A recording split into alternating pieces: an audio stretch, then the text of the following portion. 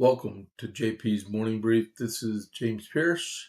This is for June 3rd, 2026. Good morning, everybody. Good morning. And I got woken up about 1:30 this morning, and I've been off and on. Whew, man, I'm out. I think I'm going to be taking a nap after the JPA report a little bit later. But yeah, welcome to the Morning Brief. And as we get started, don't forget to click the follow button and please give me a like for the day's episode. Made me feel good.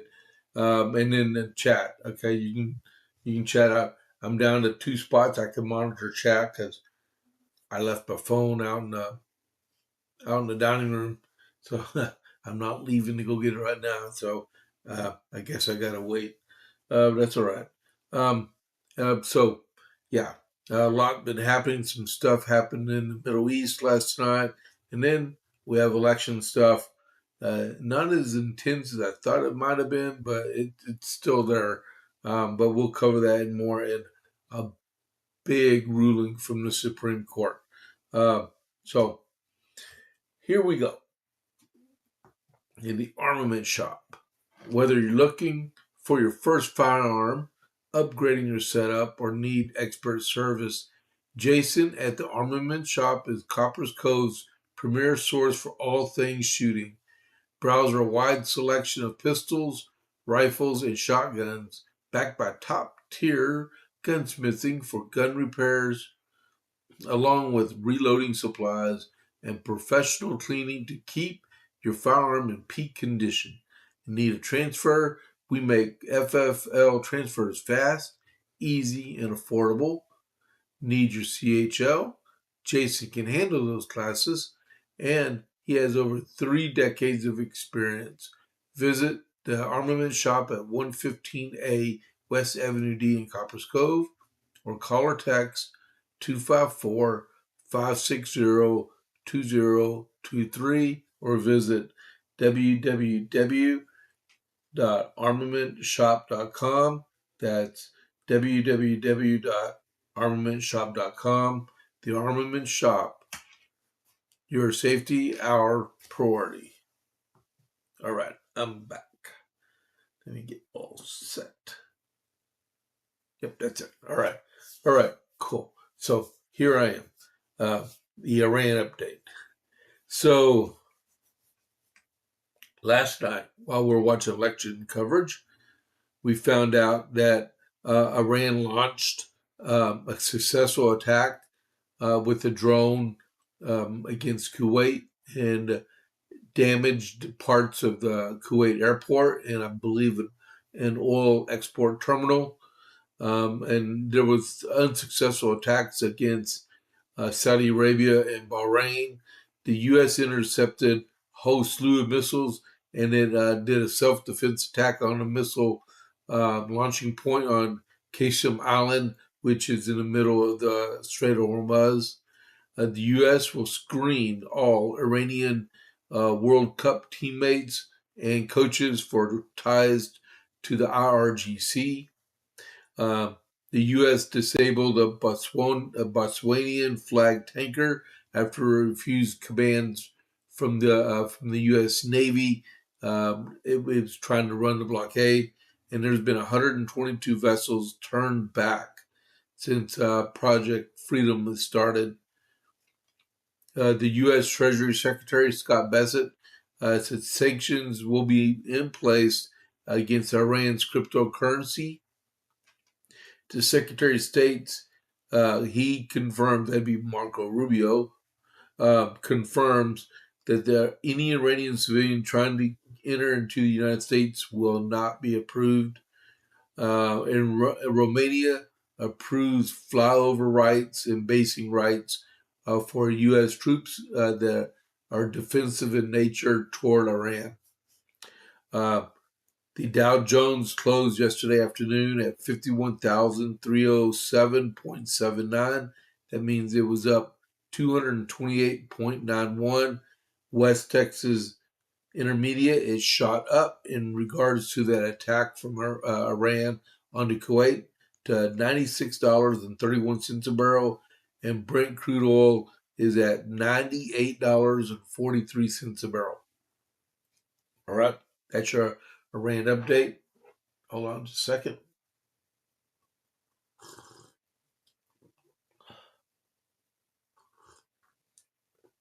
All right, any bit of caffeine helps right now. That felt good.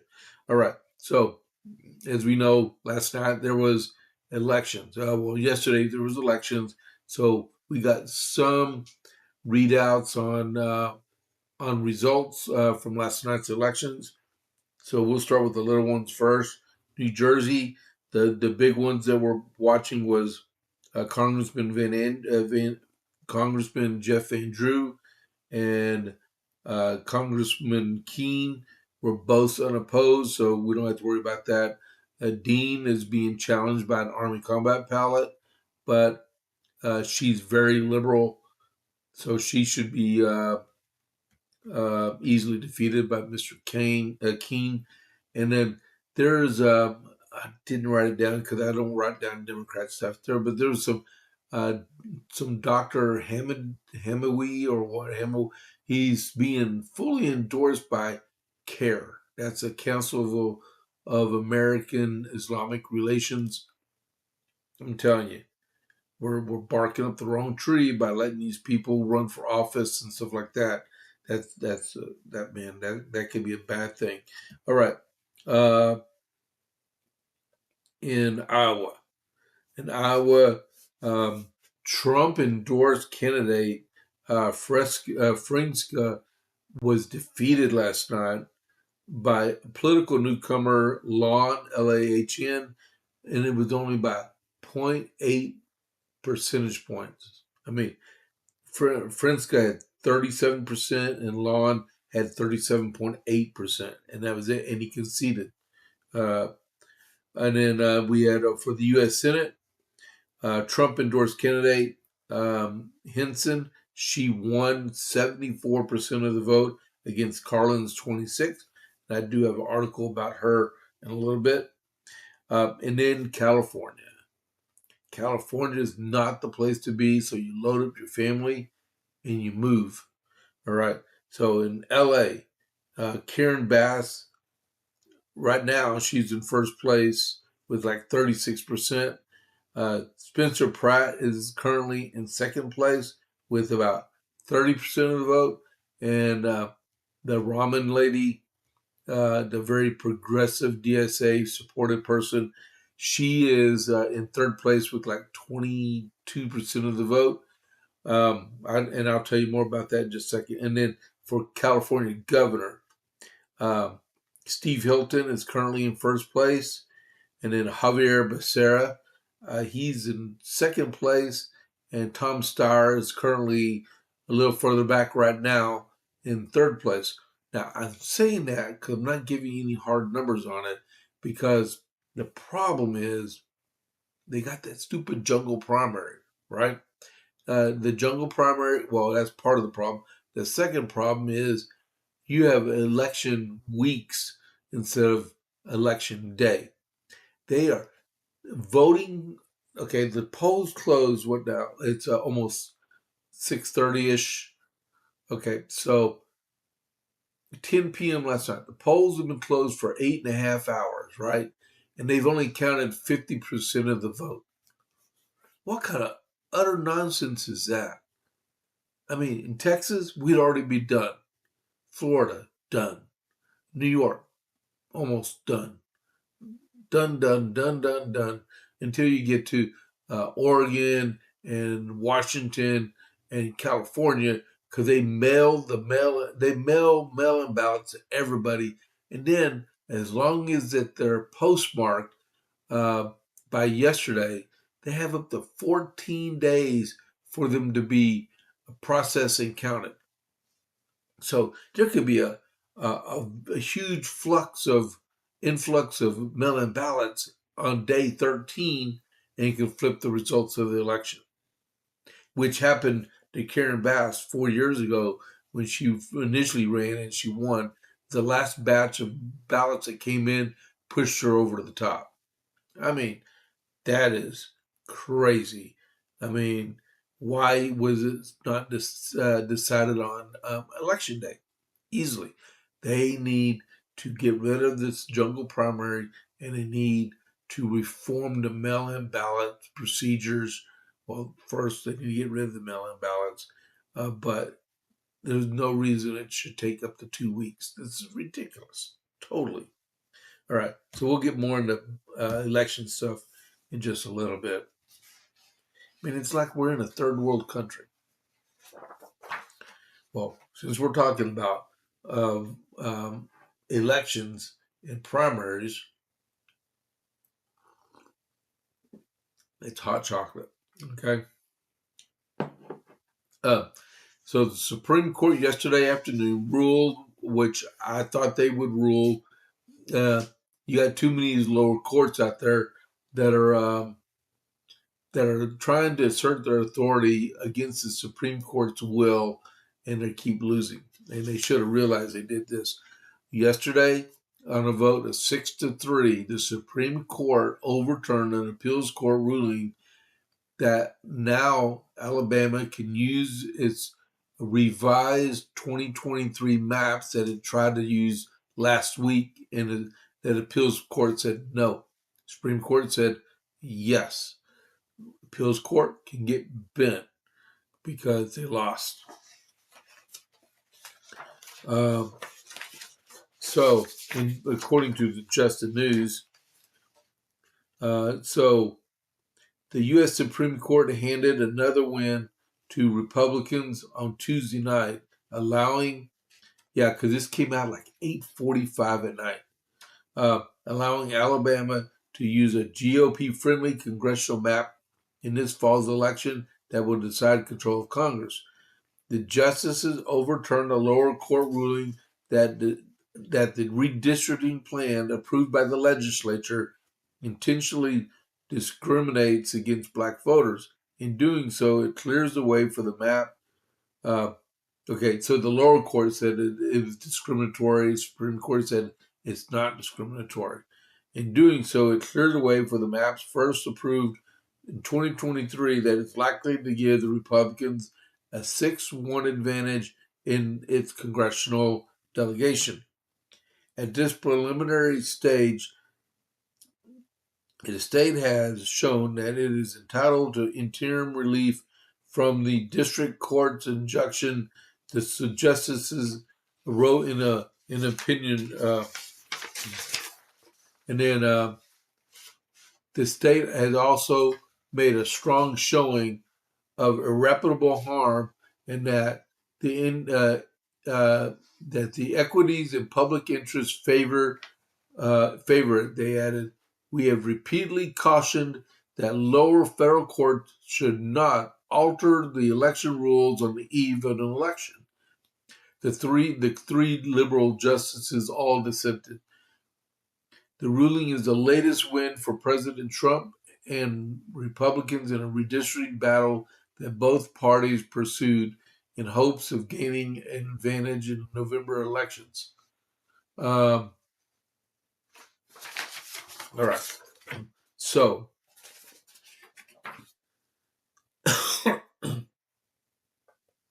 what's next in the hopper? Back to California, but they just had a primary yesterday. But so I bet in 2028 that that the congressional districts in California revert back to what they were, because they just said the lower courts cannot do that, and they have minority districts drawn in California when they did their current redistricting. So that will be, when it gets through the court system, it'll get back to the Supreme Court probably, and then they'll say, hey, you got to revert back. Okay. So more about that in a little bit. Whew, I'm trying to wake up, guys. Help me. Throw me some chat out there. Come on. Remember, follow, like, and chat. Follow, like, and chat. All right. So I know it's early, people. I know, I feel it. So Chucky Schumer decided publicly that he still supports Oyster Boy or Graham Plattner, right?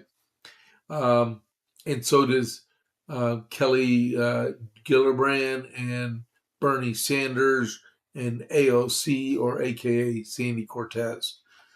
Senate Minority Leader Chucky Schumer ignored persistent questions about controversies surrounding Democrat Graham Plattner and reaffirmed his support in the embattled Senate candidate.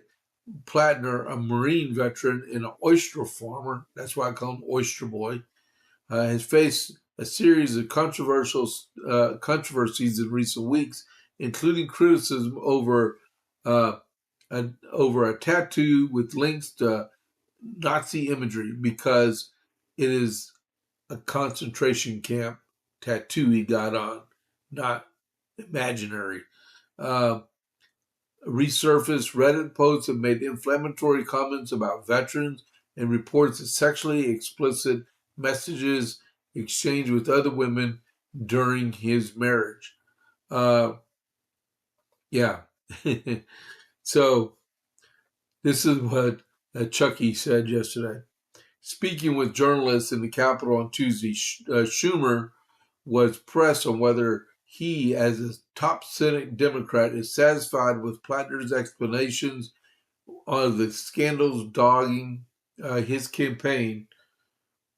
In response, he said, I met with Graham Plattner today. We're going to beat Susan Collins and take back the Senate. And he said it like several more times in a row, like he was taunting or he was trying to hide something. But they want to go down with the ship. They're going to go down with the ship. So because Oyster Boy, it was confirmed that he still has his Kick account, and that he's been sexting with. I think they said this morning on the news, reportedly said that there was 8 women he was sexting with. 8 women. My wife would shoot me in the back of the head like 5 times. That was stupid. Man, I tell you, but what was it? Hold on just a second. I have it here. Dr. Oz said this yesterday, and I wrote it down, and I hope I didn't get rid of it. Oh, uh, this is his quote yesterday about stupidness, right? Treating stupid is very hard. You can't make this stuff up. That was an awesome quote. I might cut that out and just put it on my monitor so I can remember that one. That was crazy. Um, And then next is the good news. Ashley Hinson. I was telling you that she's the minivan lady that the president nominated to replace Jody Ernest, who is retiring from the Senate. Jody Ernest she did 2 terms in the United States Senate, and she's retiring. So Ashley Hinson won the Republican nomination. She should win without a problem. Um, and she won handily in the nomination with 74% of the vote that she got. Iowa Representative Ashley Hinson won the Republican primary for Senate Tuesday night, according to the Associated Press, defeating former Iowa State Senator Jim Carlin for the nomination.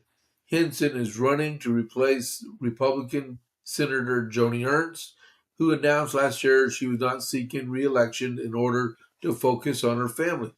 She's like a 20-something year Army veteran. She needs to spend time at home. President Trump endorsed Hinson last year, stating that he knew her very well and she had done well for Iowa and was already working hard to help pass his America First agenda. And he said, Ashley Hinson will be an outstanding senator, and she has my complete and total endorsement. She will not let you down. That's awesome. She said she's a minivan driving mom. And she said a couple more adjectives with it, which was pretty cool. I think I talked about that yesterday, but that was really cool, and I'm glad she won. We just got to get her past the Well, let's see. There we go. You got to get her past the finish line in November so she can represent the rest of the people, right? Um, let's see. I don't know if I've mentioned in South Dakota, um, a Republican race for governor. Um, the incumbent governor who replaced Kristi Noem last year, he lost his bid for, well, it's going to be a runoff, but he lost the bid for outright win. He's going to be Doden versus Roden on June 24th. So like 3 weeks from now, there's going to be a runoff race in Iowa. I mean, in South Dakota. Okay, so keep that one in mind. I might have to talk more about that one a little bit. All right. So then back to a little bit of other news. Um, in Obama, this is why blue slips come in to bearing really fast and hard. Okay. So, an Obama appointed federal judge temporarily blocked the National Park Service from removing an anti Trump 8647 flag near the National Mall, delivering a win to progressive activist group and drawing a sharp pushback from President Trump's Department of Interior. The opinion is not this opinion is from an Obama appointed judge in what would in what world have we lost all decency to demand that any threat against the president be taken very seriously? A Department of Interior spokesman told Fox News. While the department shall and does comply with the court orders, this type of behavior should not be tolerated. Progressive group Accountability Now USA flew the flag near the National Mall, alleging that the National Park Service violated their First Amendment right by threatening to revoke their permit.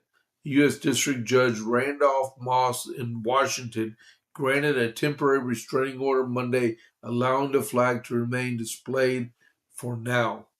The dispute comes amid heightened administration scrutiny of 8647 messages after the Department of Justice uh, charged former FBI Director James Comey over a similar message, which he arranged some seashells by the seashore in the number 8647, and allegedly lied that he walked up on it and decided to take a picture, not knowing what the number 86 meant.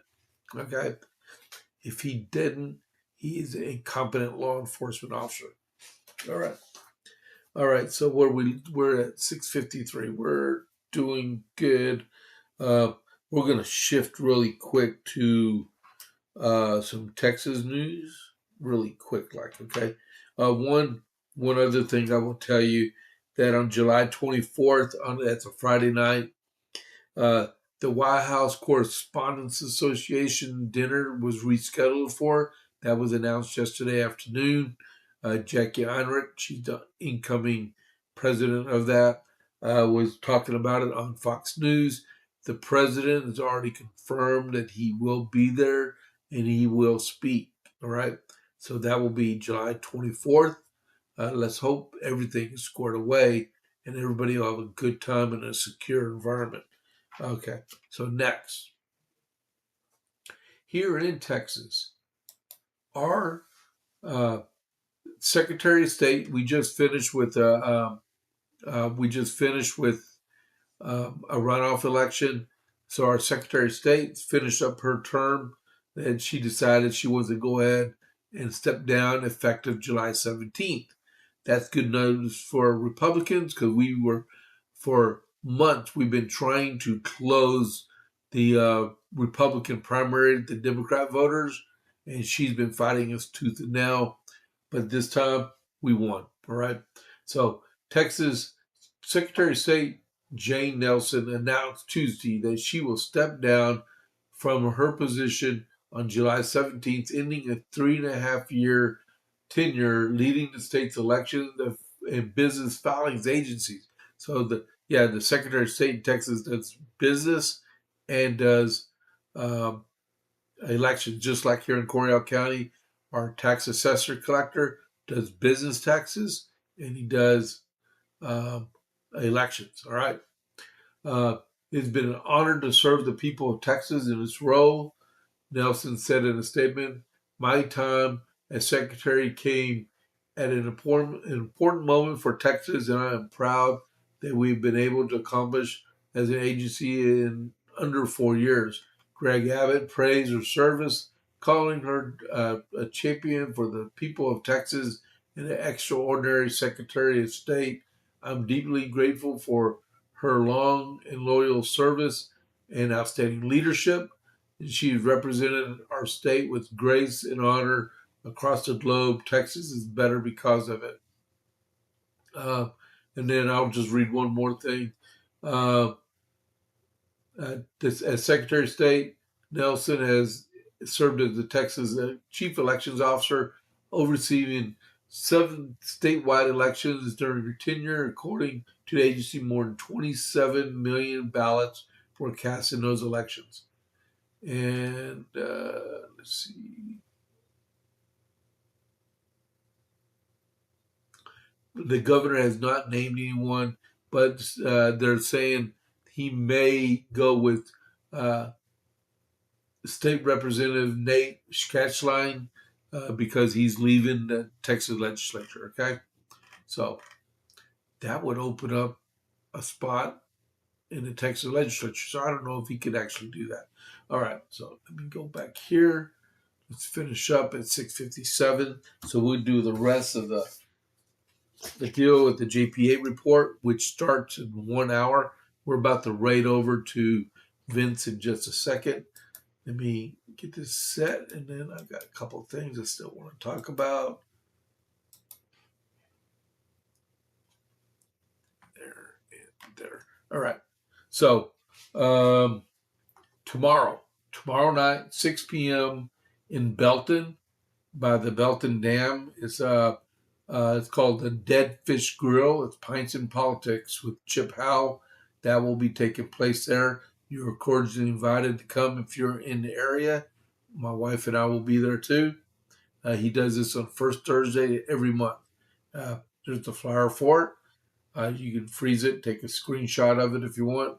But yeah, 6 p.m. tomorrow night. Please come. It's the Dead Fish Grill, Pints and Politics. And then we have the Coppers Cove Conservative Club. That is going to be Tuesday, June 9th at 6 p.m. at Giovanni's in Coppers Cove. We do that the second Tuesday of every month. You're cordially invited to come, enjoy some good Italian food. All right, and talk about good old-fashioned Republican politics. And part of one thing we're going to talk about is the primary that just happened about the upcoming GOP convention, which is going to be June 11th through June 13th. And then and we're going to talk about upcoming elections that's going to be taking place in Coppers Cove also. All right. So that is JP's morning brief for June 3rd. We'll be right back at it in just in an hour with the JP8 report. I already got it written up. All you got to do is put some oil prices in, and we are golden. All right. So I hope everyone has a good morning. Do a switcheroo, get ready, and come back out and enjoy the JPA report. I would appreciate it. Don't forget to click that follow button and click that like button, please. All right. So I'm gonna rate us on out to Vince, and there we go. I will see y'all in 1 hour. The raid has been initiated. So James Pierce, I will catch you on the flip side. I'm out.